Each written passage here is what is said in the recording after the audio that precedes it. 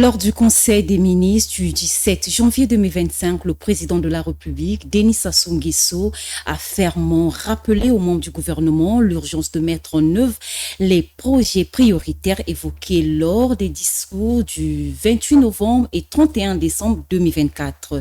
Mais comment l'équipe gouvernementale parviendra-t-elle à relever ces défis? Pourquoi le président de la République insiste-t-on sur la réalisation de ces projets et quels sont ces projets? Voici les principaux axes des chroniques des BFL. Nous en discutons ce soir avec Brony Fortuna. Bonsoir et bienvenue à tous. Fortuna, lors du Conseil des ministres, le président a évoqué des projets prioritaires. Quels sont ces projets et lesquels sont considérés comme essentiels? Bon, merci Gabriel et bonsoir à ceux qui nous suivent. Vous allez me pardonner, j'ai un souci avec ma voix. Mais ça va aller. Le président lui-même les énumère dans cette communication. Il énumère déjà pour lui ce qui est urgent, c'est tout ce qui est lié au social. Tout ce qui est lié au social aujourd'hui, nous le savons très bien, c'est des questions d'eau, d'électricité, c'est des questions aujourd'hui des routes, d'assainissement, c'est le bien-être de la population. Il faut voir dans quelles conditions aujourd'hui les populations vivent. Il faut donc tenir compte de tout cela. Et puis, il y a quelques projets qu'il a énumérés et qui paraissent prioritaires pour lui pendant donc cette année 2025 parce que constitutionnellement, il lui reste que cette année 2025. Donc, et jusqu'aux élections, puisqu'il a à peu près, si le calendrier est maintenu, ce serait donc en mars. Donc, il a cette année 2025 et puis une partie de l'année 2026. Donc, il a parlé des baies de Luango, il a parlé aussi de l'université de Luango également, qui paraît donc être prioritaire. Et vous avez, je l'ai dit tout à l'heure, l'assainissement, il y a aussi des questions d'électricité et d'eau. L'eau, et vous avez aussi les hôpitaux qu'il faut voir de fond en comble. Mais il faut comprendre qu'au fond, tout devient prioritaire aujourd'hui. Voilà, tout devient prioritaire quand on regarde l'ampleur de la situation aujourd'hui, quand on regarde le niveau ou le nombre des problèmes auxquels font face, on va dire, les populations, on peut dire tout devient urgent et prioritaire. Tout devient urgent et prioritaire. C'est pour cela que le président de la République, à mon avis, c'est pas pour la première fois qu'il parle de ces questions prioritaires. On se souvient qu'en début d'année 2025, vous l'avez dit, le 31 décembre 2023, voilà, 2023, lors donc de ce message de vœux, il avait parlé de ces urgences-là.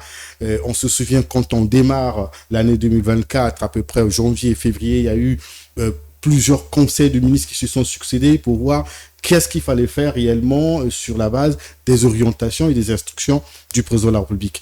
Et on se souvient que parmi ces questions, il y avait des questions de chômage des jeunes qu'il fallait vraiment à tout prix mettre sur la table du gouvernement pour trouver les solutions idoines. On se souvient aussi qu'il y avait des problèmes d'électricité. Parce que jusqu'aujourd'hui, même pendant qu'on tourne encore cette chronique comme la dernière fois, nous n'avons pas d'électricité, comme ça a été déjà annoncé qu'on aura 40 jours désertiques. Et finalement, c'est des questions qui préoccupent en réalité le président de la République. Et vous l'avez dit, le 28 novembre, il est revenu sur ça. Le 31 décembre de 2024, il est revenu sur les mêmes préoccupations. Et là, comme il y a eu un réaménagement technique, et pour lui, il pense que finalement, avec l'équipe qu'il a aujourd'hui, il faut donc parer à l'essentiel, parer à l'urgence. Et l'urgence, c'est ce qu'il a énuméré au Conseil des ministres. Mais pourquoi cette insistance sur la réalisation même de ces projets prioritaires? Pourquoi il insiste autant? Voilà, il y a aussi une question, on va dire, de temps. Voilà. Je l'ai dit qu'il lui reste 1 an. Vous vous souvenez qu'il a répondu à 2 reprises sur les médias étrangers que il ne se précipitait pas, lui, ou encore ne se préoccupait pas encore de des élections. Il a même dit que, sur Jeune Afrique, par exemple, que s'il faut déclarer la candidature, ça peut se faire en une journée. Donc, pour lui, ce qui est prioritaire et ce qui le préoccupe actuellement, c'est le social des Congolais, c'est ce dont il a promis aux Congolais quand ils négociaient leur suffrage, leur voix. Et donc, il lui reste 1 an et quelques mois seulement, il veut aller très vite parce que il y a des projets, par exemple, qui constituent le PND, qui devraient se réaliser depuis 2022 et qui ne sont pas malheureusement.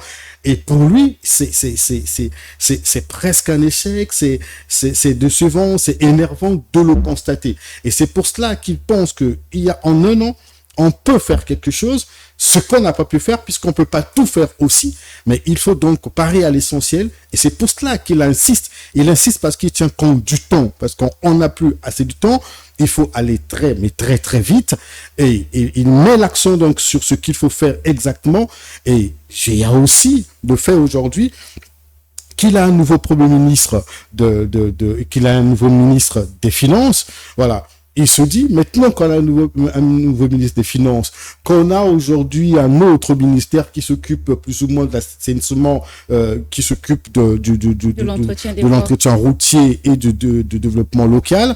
Donc pour lui, cette équipe qui est réajustée, cette équipe qui est aujourd'hui plus ou moins améliorée, pour lui, à ses yeux, c'est que c'est une équipe qui doit travailler. Donc on n'a pas amené un nouveau ministre des Finances dans ce gouvernement, on n'a pas déguerpi, par exemple, Hondaï pour qu'on reste au même niveau. Non, on n'a pas aujourd'hui créé un nouveau ministère qui s'occupe de l'entretien routier, de l'assainissement et du développement durable pour rester au même niveau. Non.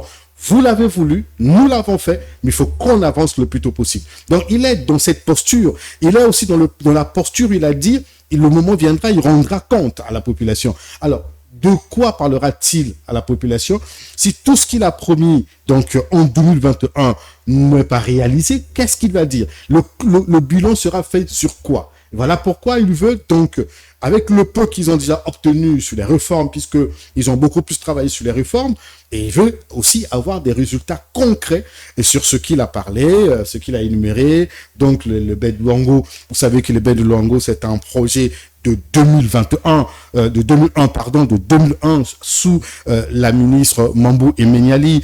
Le président de la République voulait que ce site soit transformé à l'image de l'île de Gorée. Il est reparti en 2013 ou 2014. Il a constaté que rien n'a été fait. Je me souviens, ce jour-là, j'étais présent, je l'avais accompagné parmi les journalistes qui avaient eu ce privilège-là, de l'accompagner au baie de Luango. Il était dans tous ses états, il était en colère de constater que pratiquement 12 ans ou plus, rien n'a été fait au baie de Luango. Donc il tient à ce projet aujourd'hui. Donc vous avez, je l'ai dit tout à l'heure, les universités, l'eau et l'électricité, ce sont des projets qui durent depuis longtemps. Donc il pense finalement qu'avec le temps qui lui reste, il peut peut-être opérer un miracle, réaliser quelques projets. Bruni, est-ce qu'on peut comprendre par là que le président aurait peur d'échouer?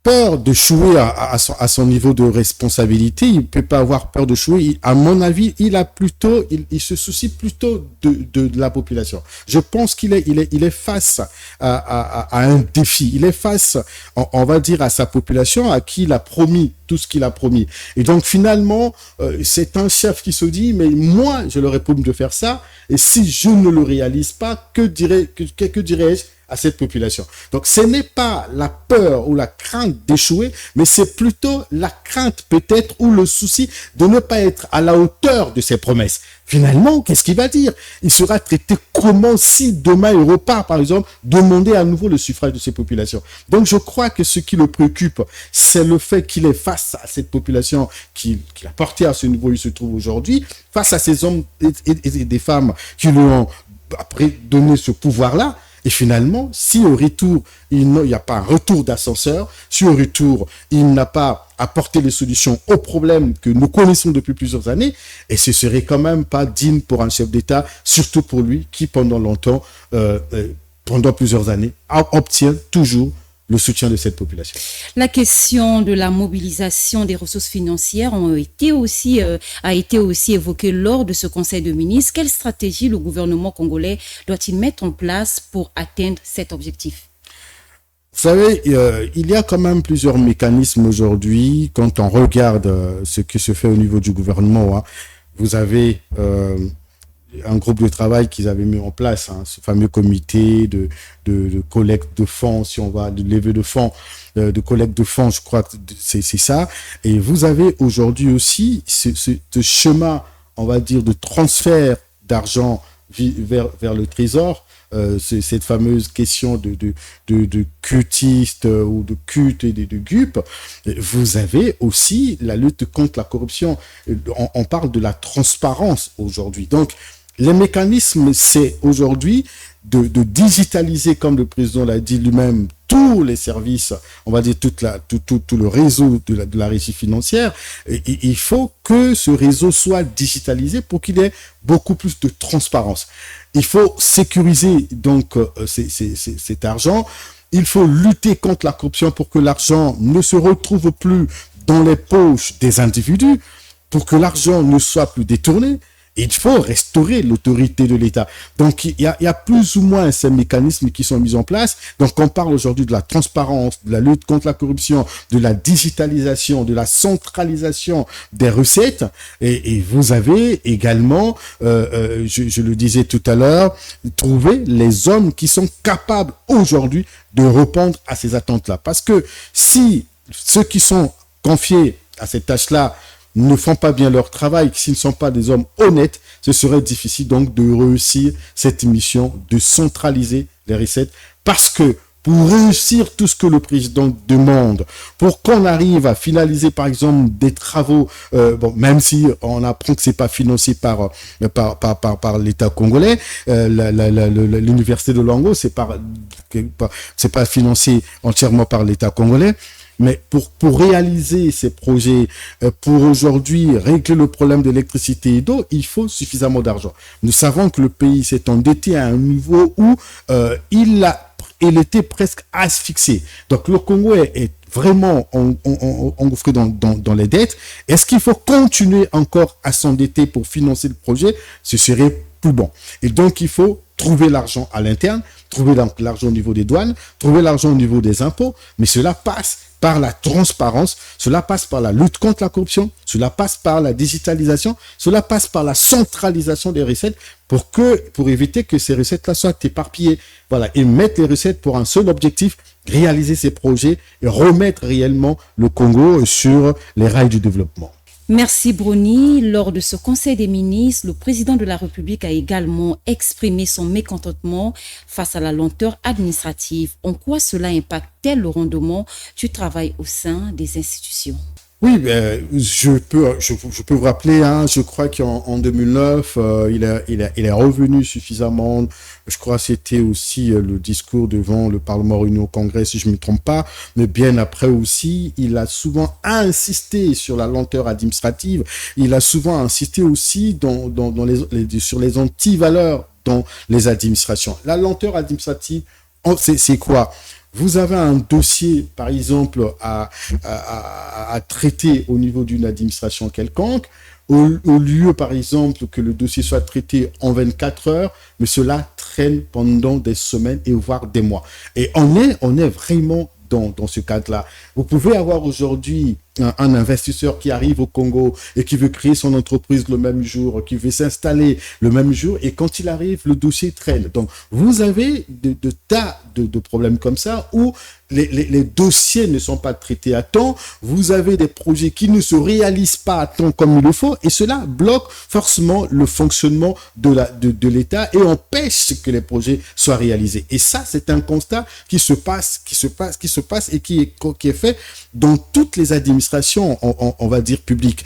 Tout est pareil. Et déjà, les ministres eux-mêmes, surtout au niveau du Congo, pour les rencontrer, c'est toute une longue procédure. C'est pas facile de rencontrer un ministre congolais. Ils sont pas nombreux qui vous appellent le même jour et qui vous reçoivent. Ils sont pas nombreux au gouvernement qui vous donnent rendez-vous le même jour et qui vous reçoivent. Vous viendrez, on vous fera traîner, on vous fera marcher. Et j'ai déjà vu plusieurs investisseurs qui sont arrivés au cabinet de différents ministres qui n'ont pas eu le temps de les rencontrer parce que soit ils sont en réunion, parce que soit ils sont occupés. Et donc, et tout tout cela, parfois, bloque le fonctionnement. Vous avez des secrétariats qui sont assez lourds dans le traitement des dossiers. Vous avez aussi aujourd'hui des administrations, en réalité, même pour les actes de naissance, même pour les passeports. On en parle aujourd'hui, quelqu'un qui veut aller en urgence à l'étranger, qui a besoin d'un passeport en 15 jours, il ne peut pas l'avoir, faute parfois de cartons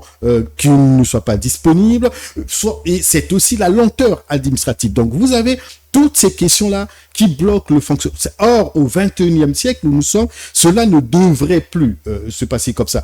Moi, j'ai été, par exemple, dans une administration scolaire où j'ai constaté beaucoup de gens tassés ou encore beaucoup de gens afflués autour des fenêtres de ces bureaux pour le retrait et le dépôt des dossiers.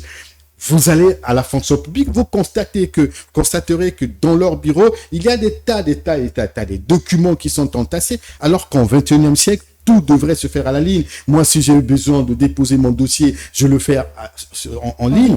Si j'ai envie de récupérer un document, et même pour mon passeport, ça peut se faire en ligne. Ma carte d'identité, ça peut se faire en ligne. Mais on est encore dans un état digital embryonnaire où finalement il n'est pas possible aujourd'hui de tout faire en ligne. Mais c'est pour cela que le président de la République le déplore, parce que si le problème n'est pas résolu, je le disais tout à l'heure, un entrepreneur qui quitte par exemple l'Europe et qui arrive au Congo et qui veut faire à 14 heures par exemple, 15 heures, son document ici à Brazzaville et traverser pour Kinshasa peut-être à 16 heures, il ne pourra pas le faire. Parce que déjà à 14 heures, les administrations sont vides au niveau du Congo. Et même s'il venait beaucoup plus tôt, ce n'est pas le même jour qu'il aura ce document. Donc cela va priver cet investisseur, ou encore le Congo pourra manquer à un tel investissement simplement parce que l'administration n'est pas dynamique, elle n'est pas prompte, elle est tellement lente, comme dit le président. Est-ce que cette lenteur ne peut pas s'expliquer par exemple par le manque de matériel adéquat? C'est ce que je dis, parce que il est quand même, c'est scandalisant de constater que dans plusieurs administrations, vous n'avez pas des outils informatiques, par exemple. Voilà. Ou encore, quand vous avez des outils informatiques, celles et ceux qui s'en servent, par exemple, n'ont pas assez de maîtrise de ces instruments. J'ai quand même sillonné dans plusieurs administrations où je vois des gens jouer au jeu donc sur leurs ordinateurs. Simplement parce que soit ils ne savent pas ce que faire avec, ou encore ils n'ont pas assez du travail. Il y a aussi, c'est vrai, les conditions de travail dans ces administrations qui bloquent. Il y a aussi le problème de la formation. J'ai vu des jeunes qui sont dans une administration publique, dans un ministère, et qui, n'ayant pas la connaissance de la maîtrise de leur travail, ont eu recours plus d'une fois aux gens de l'extérieur pour le traitement de leurs dossiers. C'est pour cela qu'on se retrouve avec des documents administratifs confidentiels sur la toile. Pourquoi? Parce que les gens qui sont recrutés pour la plupart à la fonction publique ne le sont pas sur la base de leurs compétences. Et donc, je prends un cas simple, loin de minimiser ce travail, on peut prendre un plombier par exemple, on l'envoie au secrétariat. Voilà, d'une administration. Et donc, n'ayant pas la maîtrise du travail du secrétariat, ce dernier donc va avoir recours donc à celui qui est à l'extérieur pour le travail qui lui a été confié par son chef. Les saisies se font à l'extérieur, on fait tout à l'extérieur et finalement, moi j'ai vu ça quand je travaillais encore dans un média de la place, j'ai vu comment ces jeunes traverser donc quitter leur bureau pour se retrouver de l'autre côté avec des gens de l'extérieur pour traiter des dossiers qui leur ont été confiés par leur hiérarchie. Et après, c'est en contrepartie d'une bière, 5 000, 10 000, après ils repartent. Et tout ça là, cela montre qu'il y a aussi un vrai problème de formation dans ces administrations qui empêche que les dossiers soient traités à temps. Donc, c'est un vrai souci aujourd'hui, un réel problème qu'il faut voir de fond en comble pour que l'on ne retombe pas ou encore que l'on ne continue pas à bloquer l'évolution du pays. Le président de la République a appelé chaque ministre à jouer pleinement son rôle dans la mise en œuvre des projets. Comment interprétez-vous cet appel à la responsabilité individuelle? Ah oui, il le faut, parce que chaque ministre, au-delà du fait qu'ils constituent tous une équipe gouvernementale, comme on le dit, au-delà du fait que chacun d'eux met en pratique, comme ils le disent eux-mêmes, la vision, sinon la feuille de route du président de la République, Il faut savoir que la responsabilité individuelle est à mettre donc est à prendre en compte, parce que si cela n'est pas pris en compte, il serait difficile d'évaluer les gens, il serait difficile de réussir, parce que vous avez dans ce gouvernement des ministres et qui sont là et qui dorment sur leur dos laurier et qui ne travaillent pas. Voilà, et qui ne travaillent pas. Vous avez dans ce gouvernement des ministres qui ont échoué hier et qui ont encore échoué et qui échouent jusqu'à aujourd'hui, mais qui sont dans ce gouvernement. Donc, il faut mettre chacun d'eux face à sa responsabilité pour que les choses aillent de l'avant et que les choses avancent. Mais je vous dis que ce ne serait pas facile de réussir. Ce ne serait pas facile de réussir. Pourquoi? Parce que ce n'est pas nouveau, comme je vous le dis tout à l'heure, le rappel des projets, le rappel des urgences par le chef de l'État, le rappel des projets prioritaires n'est pas nouveau. Il a dit au dernier Conseil des ministres, ça paraît comme être quelque chose de nouveau, mais je vous l'ai dit qu'il en a déjà parlé plusieurs fois et plusieurs fois. Vous allez vous rendre compte que quand il parle de ces projets et quand il parle de ces urgences et quand il tape la main sur la table, les ministres, pendant les premières semaines, donc deuxième semaine, se bousculent.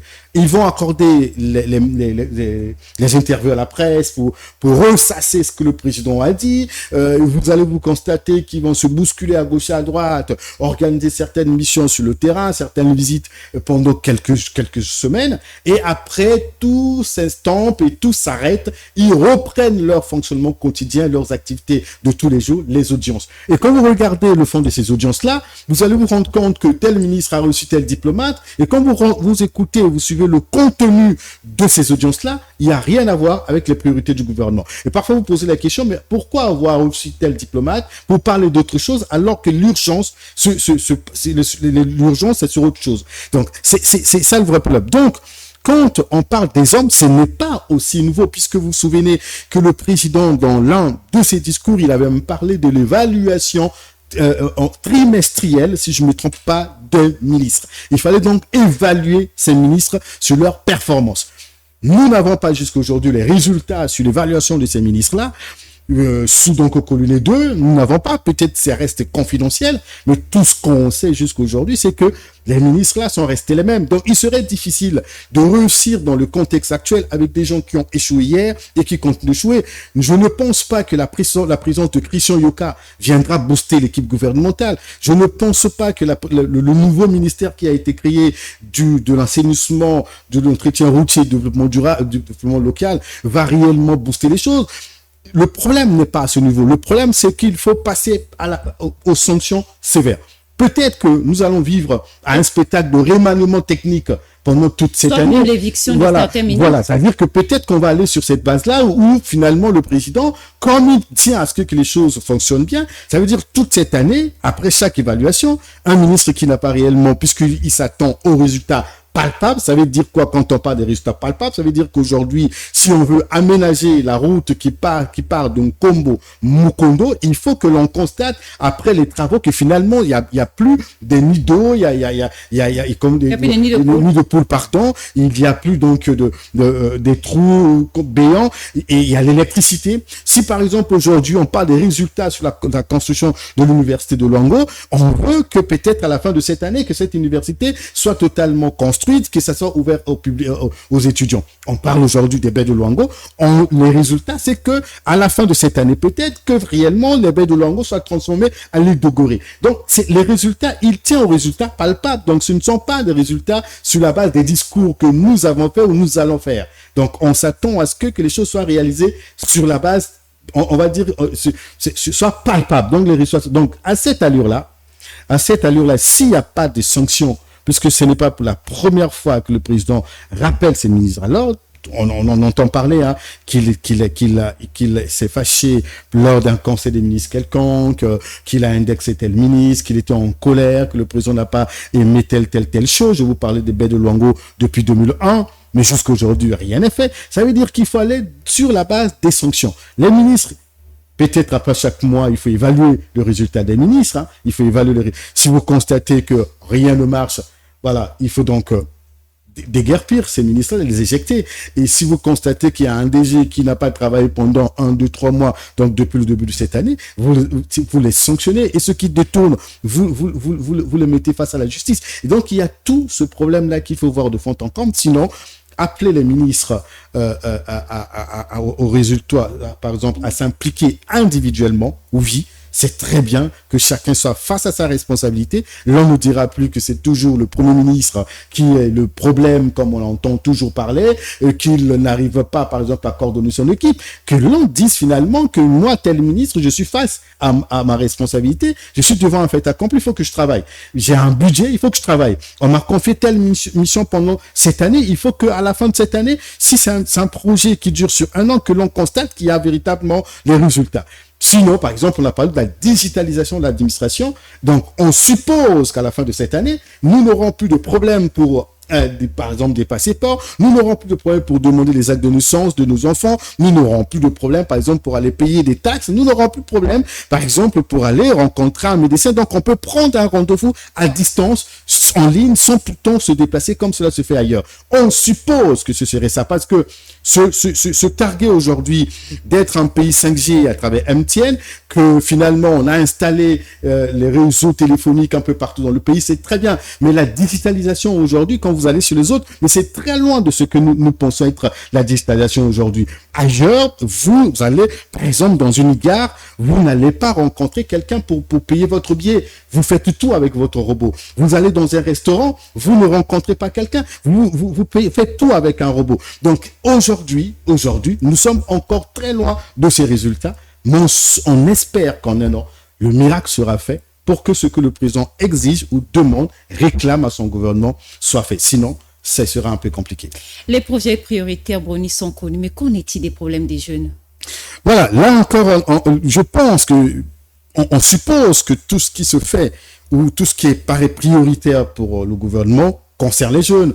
Déjà, l'université de Lango, c'est pour les jeunes. Les problèmes d'électricité, c'est aussi pour permettre aux jeunes de créer les emplois, parce que sans électricité, vous avez appris que Madame Makani, qui avait, comment on appelle ça, toute une entreprise de glace, comme ça qu'on appelle ça, a fermé. Faute de quoi? Faute d'électricité. Elle a dit ouvertement qu'elle a fermé faute d'électricité. Donc, regardez comment nous perdons toute une grande entreprise de cette envergure à cause de l'électricité. Donc, ça concerne les jeunes. Vous avez aussi les problèmes d'eau et d'autres problèmes de chômage. Donc, mais seulement quand on regarde aujourd'hui, quand on laisse les discours de côté, la réalité que nous constatons, c'est que ces jeunes, en réalité, ne sont pas encore responsabilisés comme tels. Ces jeunes sont priorisés dans les discours, mais dans la réalité, il reste encore un grand travail à faire vis-à-vis des jeunes.